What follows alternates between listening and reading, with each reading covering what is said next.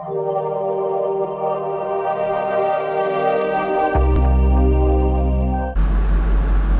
యేసుక్రీస్తు నామములో కల్వరివాకు TV channel ప్రేక్షకులకు నా ఉదయకాల శుభములు కలుగును గాక. ఈ యొక్క ఉదయకాలంలో తిరిగి మళ్ళీ మనం దుఃఖపడేవారు ధన్యులు అనే వాక్యం గురించి తెలుసుకుందాం. మరి యేసుక్రీస్తు కొండ మీద ఏ విధమైన ప్రసంగం చేశాడు, ఆ ప్రసంగంలో ఆత్మవిషయమైన దీనులైన వారు ధన్యులనే వాక్యం తర్వాత 4వ వచనం ఏమంటున్నాడంటే, దుఃఖపడేవారు ధన్యులు, వారు ఓదార్చబడుదురు. దేనిలో దుఃఖపడాలి? మానవ జీవితంలో అనేకమైన దుఃఖాలు ఉన్నాయి, అనేకమైన వేదనలు ఉన్నాయి, అనేకమైన శోధనలు ఉన్నాయి, అనేకమైన ఏడుపులు ఉన్నాయి. అసలు ఈ దుఃఖం ఎలాంటి దుఃఖం? మామూలుగా మనం ఎప్పుడెప్పుడు ఏడుస్తాం?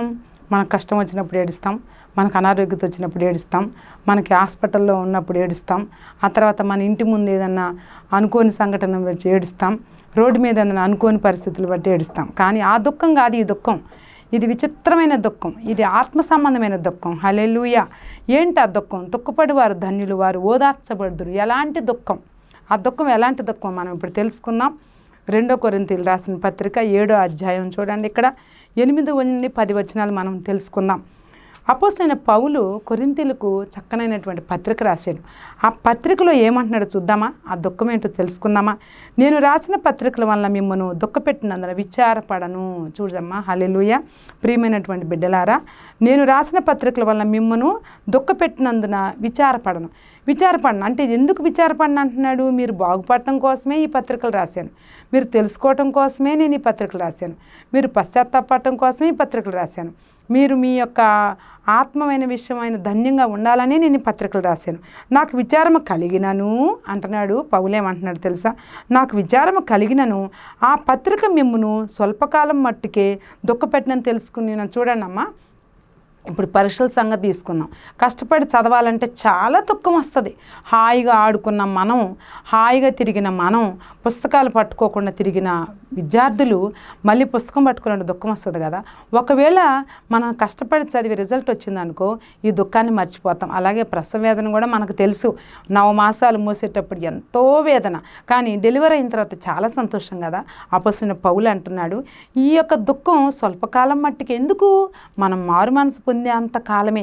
మనం పశ్చాత్తాపడి మన జీవితాన్ని మరి ఎలా జీవించాలో నేర్చుకున్నాం అనుకో, ఈ దుఃఖం ఎప్పటికీ ఉండదు అంటున్నాడు. మీరు దుఃఖపడితేరని సంతోషించట్లేదు, కానీ పౌలు అంటున్నాడు, మీరు దుఃఖపడ్డారని నేను సంతోషించట్లేదు. ఎవరన్నా ఎదురు మనిషి దుఃఖపడితే సంతోషించే మానవులు ఉన్నారా?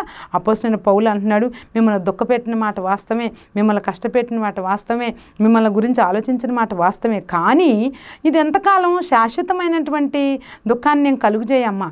ఎంతకాలం అంటే కొద్ది కాలమే కలుగు చేస్తాయి. ఎలాంటి కొద్ది కాలం? మీరు దుఃఖపడితేరని సంతోషించట్లేదు, కానీ మీరు దుఃఖపడి మారు మనసు పొందుతారని ఇప్పుడు సంతోషించుతున్నాను. చూడేమంటున్నాడు?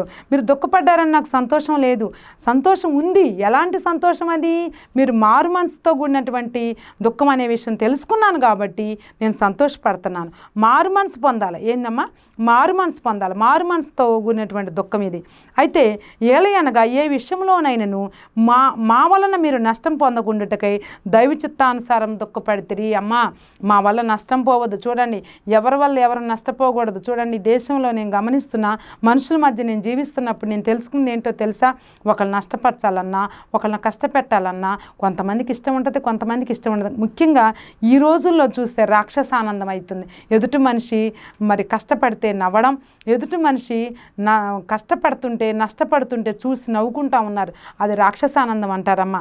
ఇక్కడ చూడండి, ఇక్కడ ఏమంటున్నాడు చూడండి, దైవ చిత్తానుసారమైన దుఃఖము రక్షణార్థమైన మారు మనసును కలుగజేయండి. ఈ దుఃఖం ఎలాంటి దుఃఖం? ఇక్కడ చూడండి, దుఃఖపడేవారు ధన్యులు అని ఏడవడం కాదు, ఇట్లా కాదు అట్ట కాదు, అది ఏడవడం కాదు, ఆ దుఃఖం కాదు, ఆ దుఃఖం కాదు. ఈ దుఃఖం భలే ఆశీర్వాదకరమైన దుఃఖం. హల్లెలూయా! దైవ చిత్తానుసారమైన దుఃఖం. ఈ దుఃఖం ఎలాంటిదమ్మా? దైవ చిత్తానుసారమైన అంటే మనసులో ఎప్పుడు కూడా మనం ఏ విధంగా జీవించాలని నేర్చుకునేటువంటి దుఃఖం. అదే అమ్మా, ఇప్పటిదాకా మనం స్వేచ్ఛకు ఒక పక్షిని తీసుకుందాం. ఒక పక్షి హాయిగా ఎగురుతుంది. ఎగిరిన తర్వాత మళ్ళీ తీసుకొచ్చి మనం గూట్లో పెడితే అది ఎంత దుఃఖపడుతుందో తెలుసా? నా స్వేచ్ఛని ఎరగొట్టారని. అలాగే మనం కూడా పాపంలో అపహాసకులు, దుష్టత్వంగా బ్రతికిన మన జీవితం మళ్ళీ మనం ఒక మంచి పద్ధతిలో బతకాలంటే, దైవ చిత్తానుసారమైన దుఃఖంలో ఉండాలంటే ఎవరికైనా బాధేనమ్మా, అది ఎవరికైనా చింతే. అయితే రక్షణార్థమైన మారు మనసుని, ఈ దుఃఖం ఎలాంటి దుఃఖం? దుఃఖపడేవారు ధన్యులు అంటున్నాడు. ఎలాంటి దుఃఖం ఈ దుఃఖం అంటే మరి మారు మనసుతో కూడిన దుఃఖం, దైవ చిత్తానుసారమైన దుఃఖం. చూసారా, ఈ మారు మనసు దుఃఖమును పుట్టించును. ఈ మారు మనసు మనం పశ్చాత్తాపడేటప్పుడు గమనించారా? బాగా నిందలెన్నో అవమానములెన్నో భరించలేనైతిని, నా నిందలన్నీ తొలగించువాడా, నా భారమంతా మోయువాడా, నా నిందలన్నీ తొలగించువాడా, నా భారమంతా మోయువాడా, నిందలెన్నో అవమానములెన్నో భరించలేనైతిని. హల్లెలూయా. ఇప్పటి వరకు మనం ఎలాంటి దుఃఖాన్ని, అవమానాలు, నిందలు, భారమైనటువంటి జీవితాన్ని, నా నిందలన్నీ మరి ఆయన తొలగించేవాడు ఉన్నాడు, నా శ్రమలన్నిటి నుండి విడిపించేవాడు ఉన్నాడు. ఎవరైనా? క్రీస్తు. హల్లెలూయా. కాబట్టి ఈ మారు మనసు దుఃఖమును పుట్టించదు. చూడండి, ఈ మారు మనసు ఏ మారు మనసు? ఇది శాశ్వతమైనటువంటి మారు మనసు. ఇది శాశ్వతమైన దుఃఖము కాదమ్మా, శాశ్వతమైన మారు మనసు. ఇంకేమన్నాడు? అయితే లోక సంబంధమైన దుఃఖము మరణమును కలుగుజేయను. లోక సంబంధమైన దుఃఖం, మనం ఎప్పుడు బాగా ఏడ్చామనుకో, మనం బాగా దుఃఖపడ్డామనుకో, మనం బాగా కృంగిపోయామనుకో, హార్ట్ అటాకులు, హార్ట్ స్ట్రోకులు వస్తాయి. చూసారా, ఆ దుఃఖం ఎలాంటి దుఃఖం అమ్మా? మరణాన్ని తెచ్చే దుఃఖం. ఈ దుఃఖం ఎలాంటిది? దైవ చిత్తానుసారమైన దుఃఖం. ఈ దుఃఖం ఎలాంటిది? మారు మనసుతో కూడిన దుఃఖం. అంతేగాని మారు మనసు లేని దుఃఖం అమ్మ ఈ లోక సంబంధమైన దుఃఖం. ఈ లోక సంబంధమైన దుఃఖం మీరు గట్టిగా బాగా ఏడ్చారనుకో, బాగా కృంగిపోయారనుకో, బాగా ఆలోచించారనుకో, ఈ లోక సంబంధమైనటువంటి మరణాన్ని మనం పొందుకుంటాం. ప్రియమైనటువంటి బిడ్డలారా, ఈ లెంట్ డేస్లో, ఈ శ్రమల దినాల్లో మనం నేర్చుకున్నాం. నిన్నటి రోజున ఆత్మవిషయమైన దీనులైన వారు ధన్యులు, వారు పరలోక రాజ్యం వారిదే అంటున్నాడు. ఈరోజు మనం నేర్చుకుంటున్నాం, దుఃఖపడి వారు ధన్యులు, వారు ఓదార్చబడదు. ఇది శాశ్వతమైన దుఃఖం కాదు అని పదే మనం గుర్తు చేసుకోవాలి. దైవ చిత్తానుసారమైన దుఃఖాన్ని కలిగి ఉంటే మనం ఏం చేసుకోవచ్చమ్మా? ఓదార్చబడతాము. అందుకని అపోస్తలుడైన పౌలు అంటున్నాడు, కొరింథీయులతో మాట్లాడుతున్నాడు ఏమని? ఇది దైవ చిత్తానుసారమైన దుఃఖం అమ్మ. మిమ్మల్ని దుఃఖపెట్టినా నేను మీ మంచి కోసమే. మిమ్మల్ని ఒక టీచరు ఒక విద్యార్థిని కొడతాడు, ఒక పాస్టర్ గారు ఒక విశ్వాసిని తిడతాడు, అవునా కాదా? ఒక డాక్టర్ గారు ఒక మంచి ట్రీట్మెంట్ తోటి మరొక పేషెంట్ని మంచిగా తీర్చిదిద్దుతాడు. అలాగే అపోస్తలుడైన పౌలు కూడా కొరింథీయులకు ఒక మంచి మరి దుఃఖాన్ని కలుగు చేశాడు. ఏంటి ఆ దుఃఖం? దైవ చిత్తానుసారమైన దుఃఖం.